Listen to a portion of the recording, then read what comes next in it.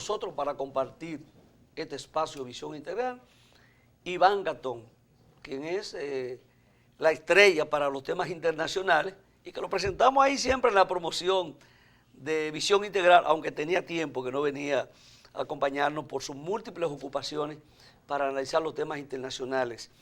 Iván Gatón, como todos saben, es abogado, especialista en temas internacionales, una de las personas que más conoce, puede tratar los temas que hoy en día se suscitan a nivel mundial y sobre todo en lo que tiene que ver con la parte de Asia, o sea, un experto de lo que ocurre en esa zona. Así es que, profesor, escritor, un placer siempre tenerlo con nosotros, profesor. Es un orgullo incluso para nosotros como país que, digamos, nuestros intelectuales, nosotros lo tenemos también exportando. Así. Y eso es un avance que ya no nos pueden decir que es un problema de turismo.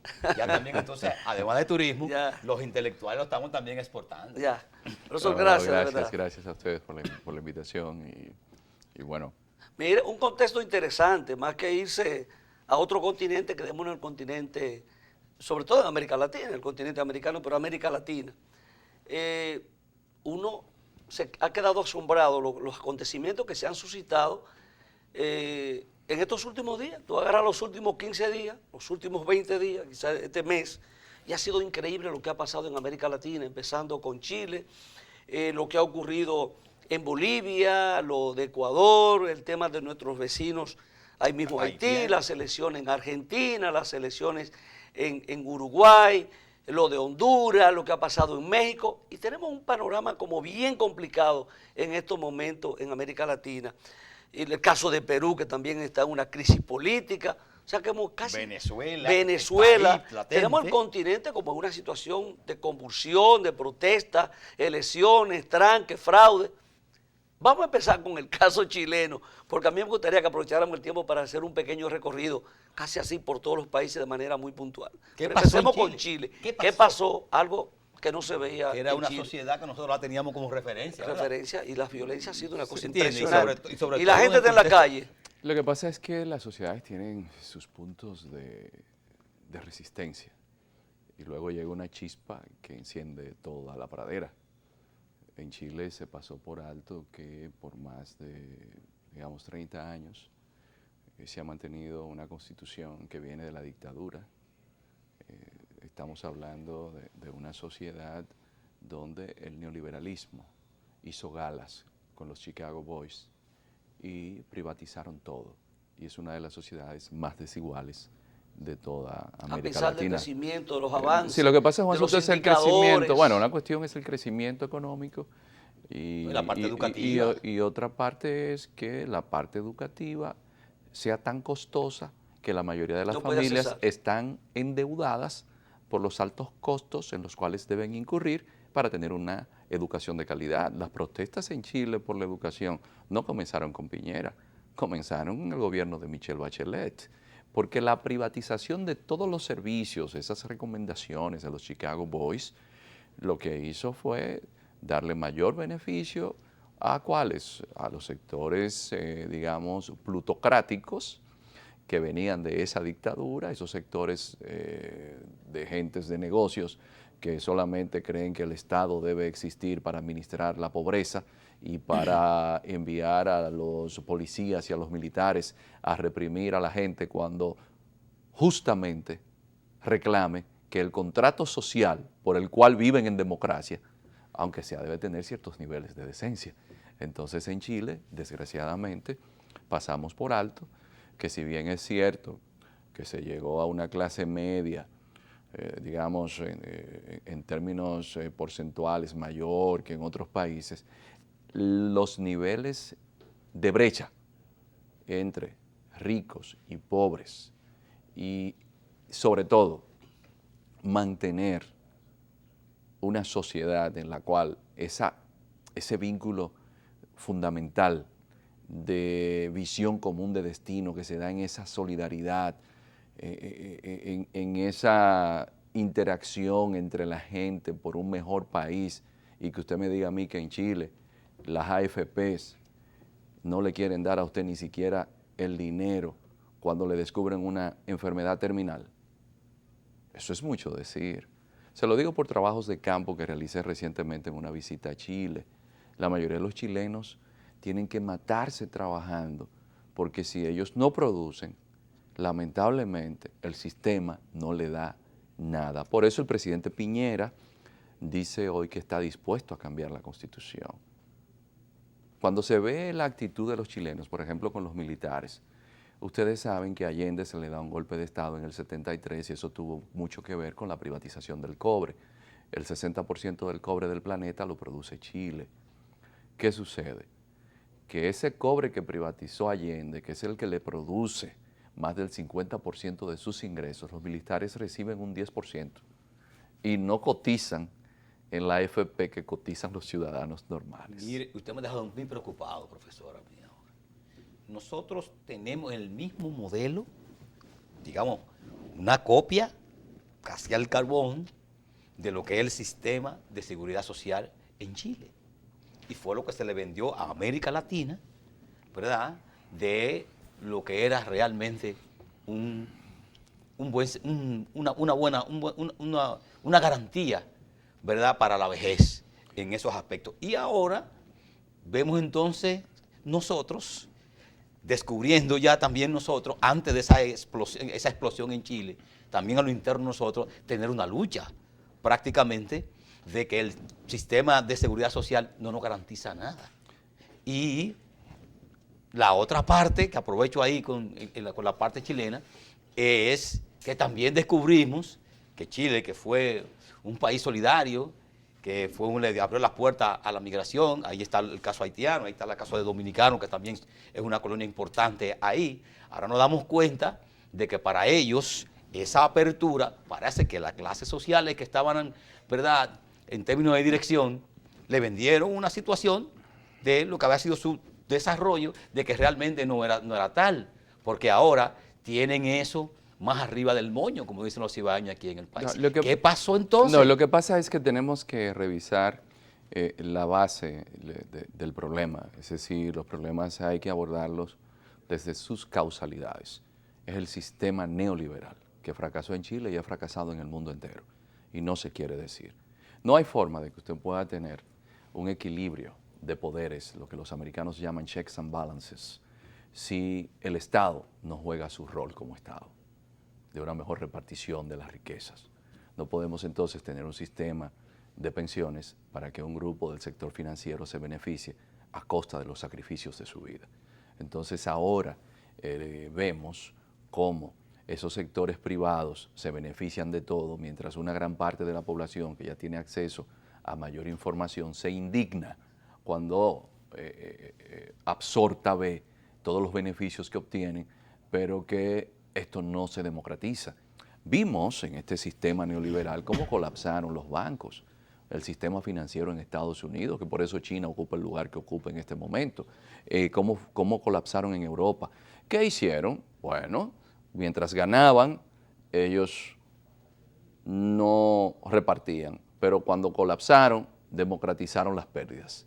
Entonces, desgraciadamente, y aquí viene un problema, y don Juan José, que es político, debe comprender que el problema de la democracia es que tiene obligatoriamente que jugar un rol el político como árbitro entre los intereses privados, los intereses de la mayoría y de ese contrato social que se habla desde la época de Rousseau, de que todos vivimos en una sociedad, pero no pueden haber unas brechas de riqueza y pobreza tan grandes que entonces yo como chileno, un país que se encuentra donde está, decida a quemarlo y a arrasar con todo, porque mi nivel de indignación es tal que yo digo, no, todo o nada. Entonces los políticos en el sistema neoliberal son cooptados.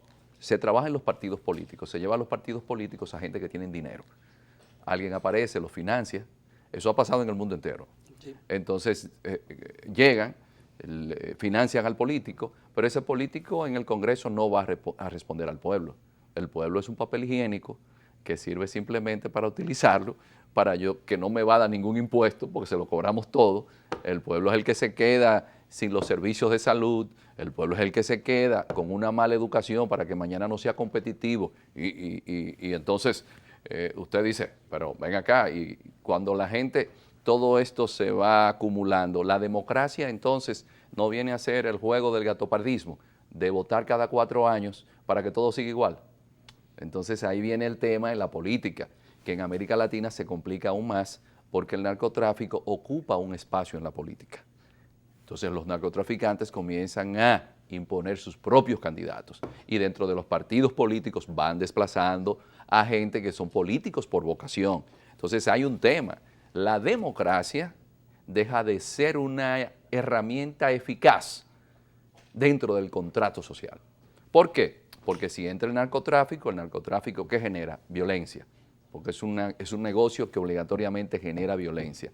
¿Qué pasa? Que todos los estudios que se hacen en América Latina indican que la gente prefiere dictaduras si hay seguridad y crecimiento económico. Entonces ahí viene el tema de que usted tiene ahora en el mundo como referentes a autocracias como China y Rusia. ¿Y el caso venezolano? ¿Qué? No, pero pero es para, Venezuela también tuvo un problema serio de acumulación de deudas sociales donde Venezuela... Por eso llegó donde llegó. Y por eso la clase política venezolana entró en un proceso de desideologización y de corrupción que abrieron paso al chavismo y el chavismo simplemente hizo tierra arrasada. Yo es para que nos veamos en el espejo de uno de los países más desarrollados que fue Venezuela y el Chile. Y el caso de Chile ahora. Es que, señores, no podemos perder de vista lo siguiente. El ejercicio del poder no solamente debe ser para gente que diga, yo me levanté hoy creyendo que yo puedo ser senador o puedo ser diputado. Siempre los países necesitan élites. Y peor queriendo ser presidente. No, élites gobernantes.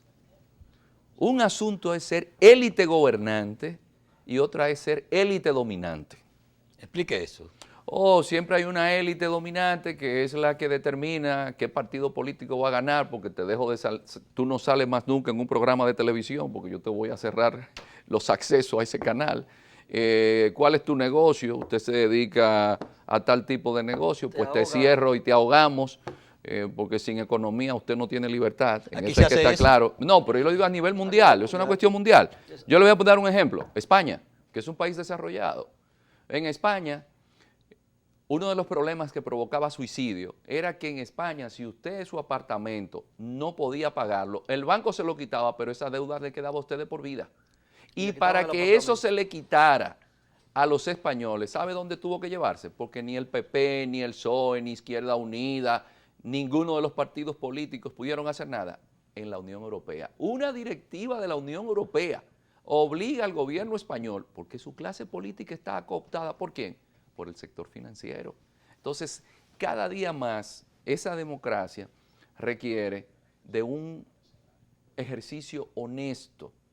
Es una especie de primavera como aquella que llegó fresca de Praga para demostrarnos todas las iniquidades que existían en el mundo comunista en la cortina de hierro, que después Gorbachev, casi 40 años después, dijo que era el socialismo con el rostro humano.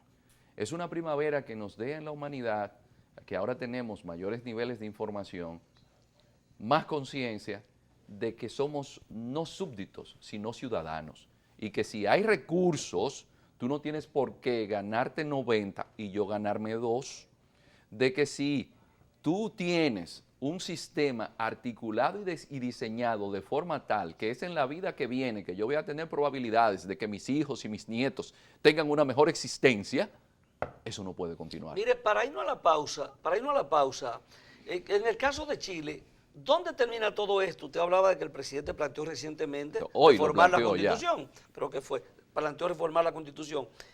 Pero los niveles de pobreza, ¿cuáles son? Yo sé que eso se acumuló durante años y explosionó de la forma violenta, una sociedad que no nos tenía acostumbrado a eso. ¿Dónde termina todo esto? ¿Dónde puede terminar esta crisis que se vive actualmente? Los niveles de pobreza en Chile no son los mismos que de América Latina. Y el presidente Lago daba un ejemplo interesante.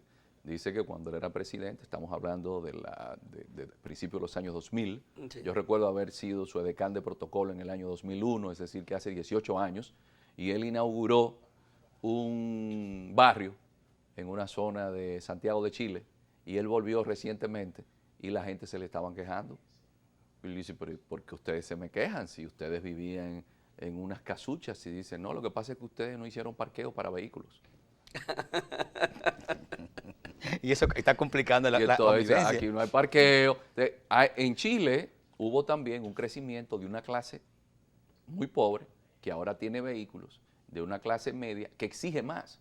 Porque nunca en la historia de la humanidad habíamos tenido tanta clase media, ni mejor calidad de vida. Y todo esto ya había estado planteado por grandes pensadores que hablaban de que esta transformación en los medios de comunicación, porque fíjense ustedes que gran parte de esas protestas tuvieron mayor difusión a través de Twitter.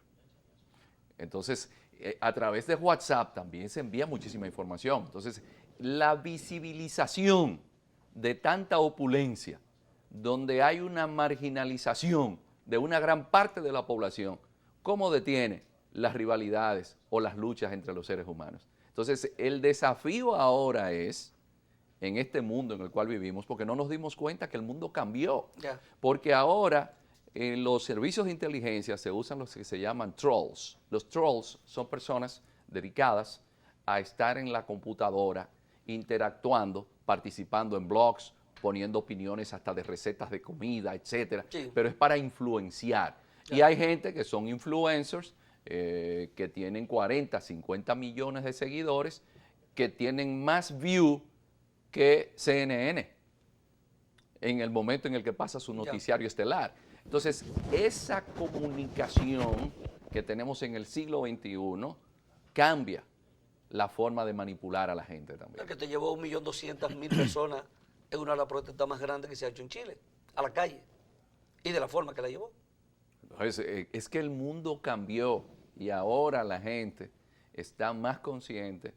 Por ejemplo, nosotros sabemos cuánto ingresó, pero cuánto se ganó tal sector. ¿Y por qué esto no se manejó mejor? ¿Y por qué la gente cuestiona más? Y eso es lo que pasa en Chile, desgraciadamente. Tendremos que mirar de nuevo al socialismo, entonces. No, no es un tema de socialismo o de capitalismo, es un tema de justicia social. Es decir, a veces nos quedamos un poco en los clichés porque es algo desgraciado pasar por alto que el ser humano tiene niveles de respeto y de dignidad. Entonces yo no puedo decirle a usted con una enfermedad, con cáncer, que yo no le puedo dar a usted el dinero, que es lo que pasa en Chile, que ya usted cotizó para que usted los utilice para su enfermedad y usted me dice que usted se va a quedar con lo mío. Yo muriéndome aparte de eso, de una enfermedad. No, eso llora ante la presencia de Dios. Mire, vamos a hacer una pausa con su anuencia. Seguimos esta interesantísima conversación con nuestro invitado de lujo, Iván Gatón.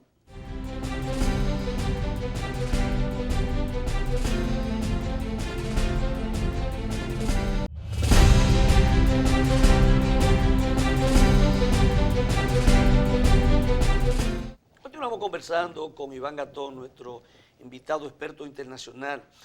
El caso de Bolivia, ¿cómo lo vemos? Sí, es un caso, muy sui generis, muy particular, ¿no? Con unas elecciones que declara ganadora al presidente Evo Morales, unas elecciones muy cerradas, cuestionadas, hay un proceso ahora de revisión de lo que ocurrió, pero le da el 10% que establece la Constitución por encima de su más cercano competidor.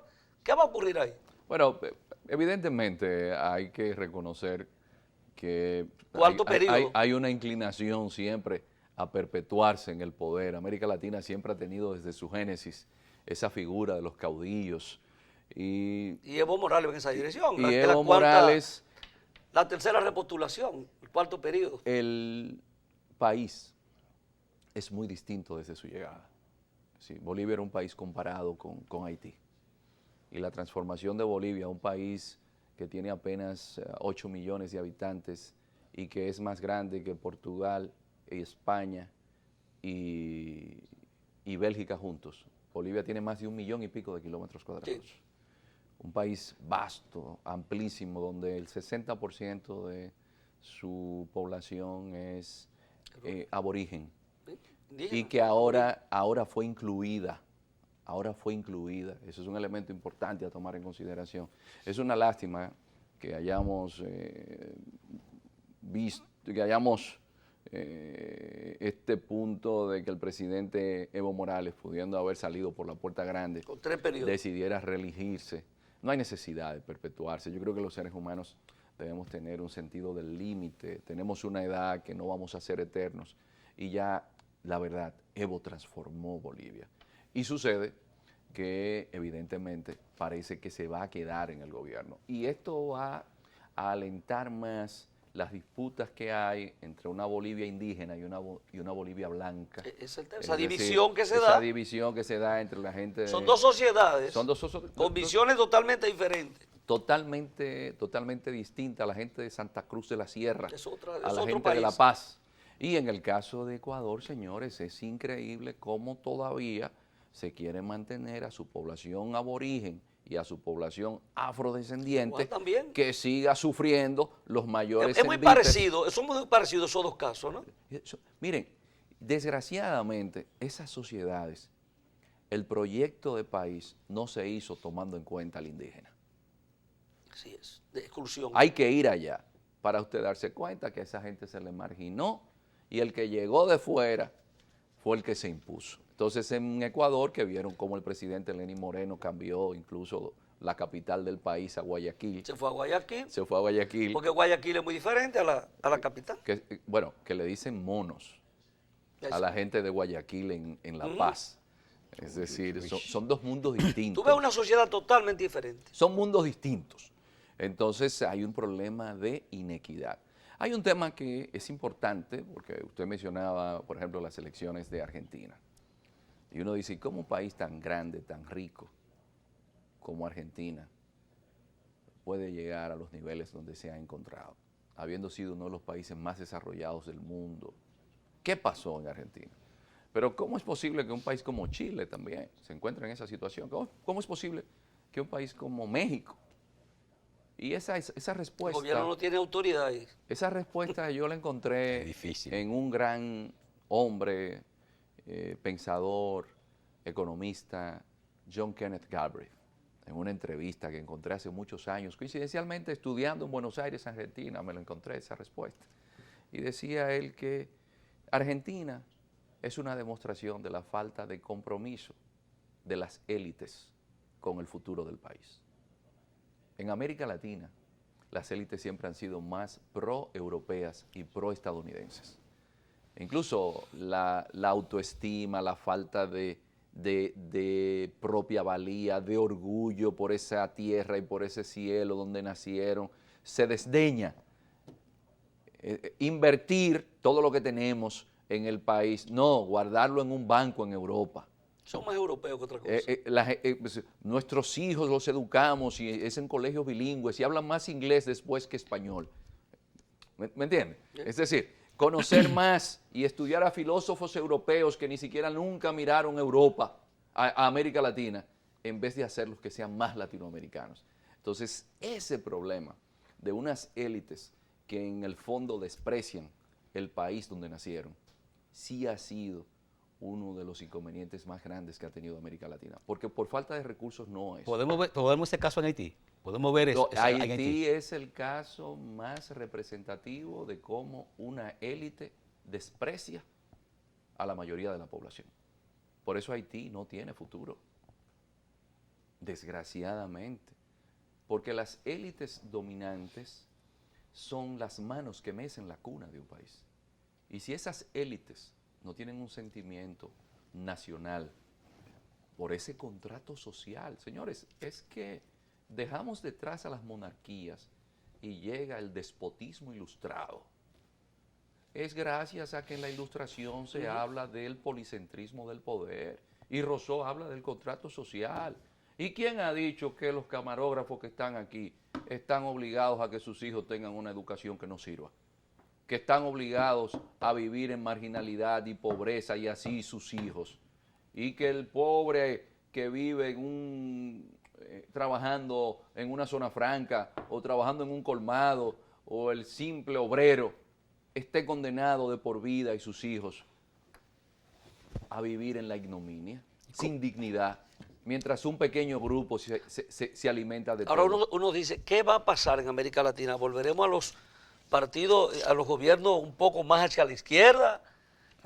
¿Hacia dónde vamos? ¿Hacia dónde vamos? No, ese socialismo que en algún momento esos gobiernos un poco más a la izquierda se fueron desmontando con complicidades. Es que en aquellos tiempos no había narcotráfico. En Haití, por ejemplo, el narcotráfico está. Haití es un punto por donde entra mucha droga hacia Estados Unidos. ¿Y Venezuela? Y Venezuela también sirve de tránsito, pero Perú también. Lo que no estamos viendo es también El Salvador, Honduras, donde el presidente está siendo acusado indirectamente y su hermano está preso en Estados Unidos. Pero usted tiene situaciones como la de México y usted dice, ¿y los organismos de seguridad del Estado?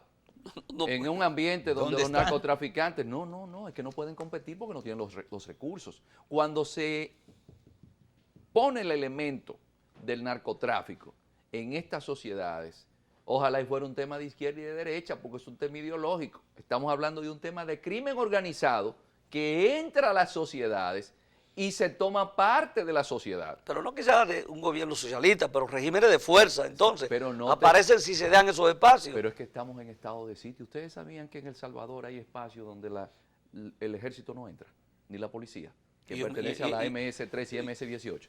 ¿Y en Brasil? Y en Brasil el año pasado murieron 61.180 y pico de personas. Y 36.000 en México. Yo tengo una inquietud. ¿Y Cuba qué pasa? No, porque en Cuba problema un problema que no es el del narcotráfico.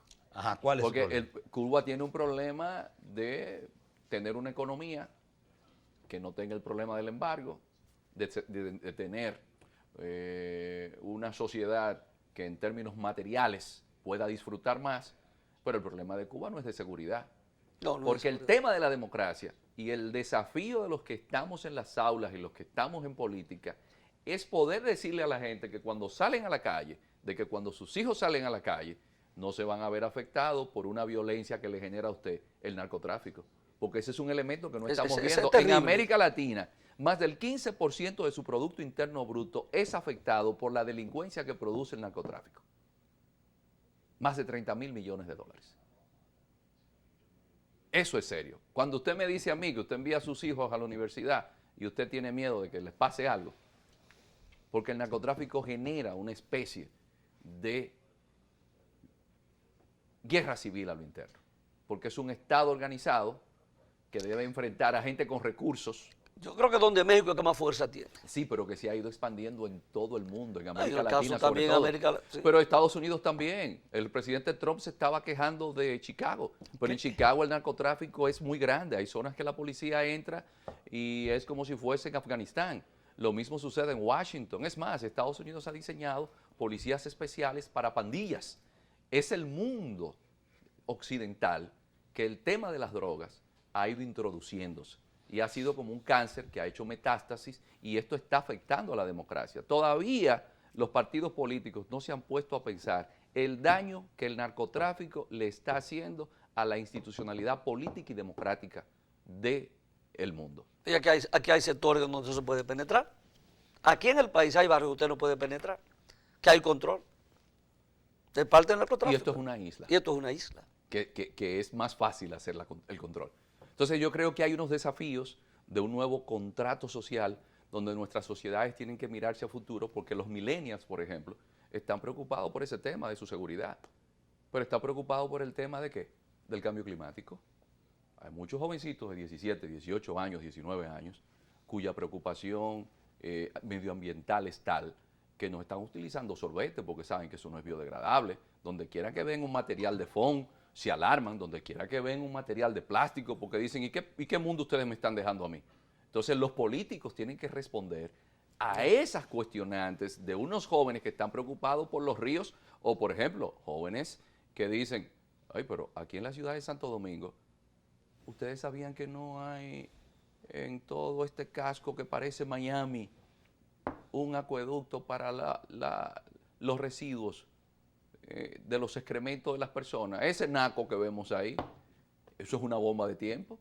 Por ejemplo, esta zona donde estamos ubicados, todo el agua de esta zona aquí, frente al Parque Mirador, no es apta para el consumo humano. Esa es la que viene desde allá. Porque son agua de pozo.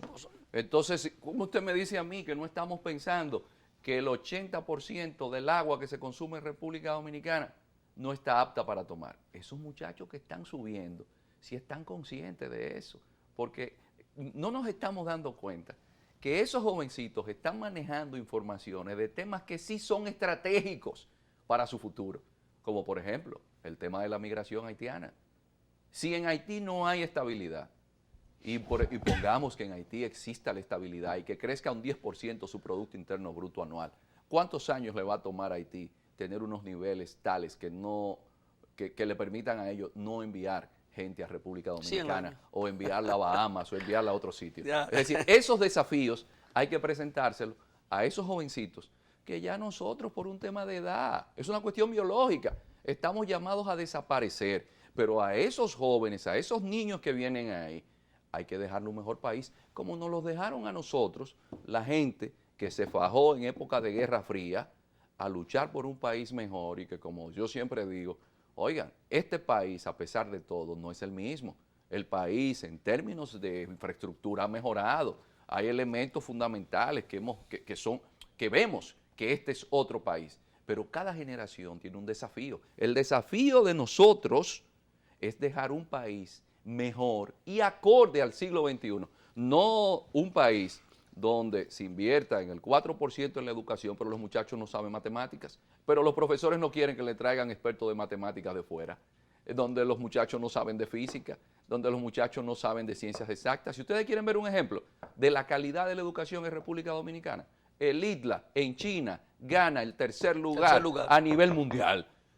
Pero vayan a ver los profesores que tienen, la calidad de profesores que tiene el ITLA. Y cuando hace un concurso Huawei en América Latina, el ITLA gana el primer lugar. Pero vaya usted a las escuelas, por ejemplo, de cualquier campo de República Dominicana. Entonces no es un tema simplemente de 4%, sino de la calidad de ese profesor que va a impartir clases y que se va a huelga ahora, comenzando el año escolar, porque se quemaron muchas personas en los exámenes que había que darles para evaluarlos e introducirlos en el sistema escolar. Nos falta tiempo para conversar con usted, nos falta tiempo. Así es que yo lo que le quiero pedir es que no se nos pierda. Sí, que no se nos pierda por tanto tiempo, ¿no? Sí, que hay muchas inquietudes. Porque son muchas cosas que debemos conversar con usted. Así que le agradecemos una vez más que haya sacado un poco de su tiempo para venir aquí a conversar con nosotros y con los amables televidentes. Bueno, a ustedes las gracias y bueno, uno lo que como docente trata de hacer conciencia crítica, esa es la labor del académico, hacer conciencia crítica. Ustedes, amables televidentes, nos despedimos por hoy, será hasta el próximo domingo, si Dios lo permite.